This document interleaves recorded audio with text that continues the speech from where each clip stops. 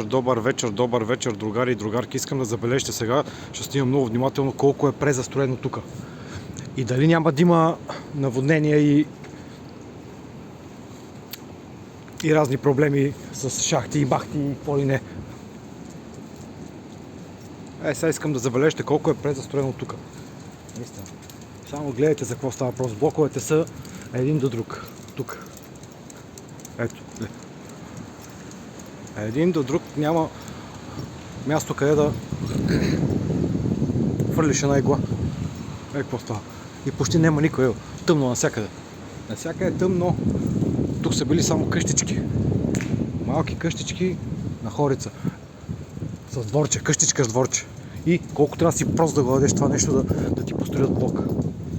Да, както да ще ти дадат там 5-6 апартамента, нали? Ето вижте, гледайте за какво става просто. Всякъде е мармалат кючек, наистина. Няма такова гнусно презастрояване, наистина.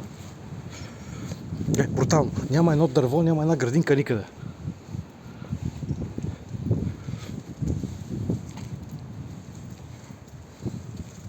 Виждате ли колко е презастроено само? Блоковете са един до друг. Погледнете за какво става въпрос. Big Brother. От всякъде. От всякъде е Big Brother. Гледай, навсякъде път. Всякъде е презастроено. Всяко едно каренце, всяко една къщичка, която има дворче, тук е презастроена. Е застроена. Но какъв идиот трябва да си дадеш къщичката с дворчето да ти построят блок?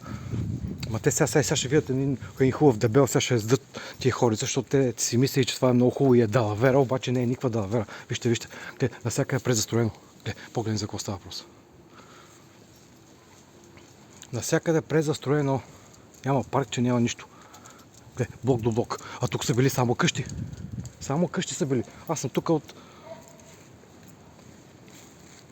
доста време. Всички тия блокове ги помня, бяха строежи тук. Това е Вазовски парк. Строежи. Това груби строежи, всичко беше груби строежи. Навсякъде. Трагично.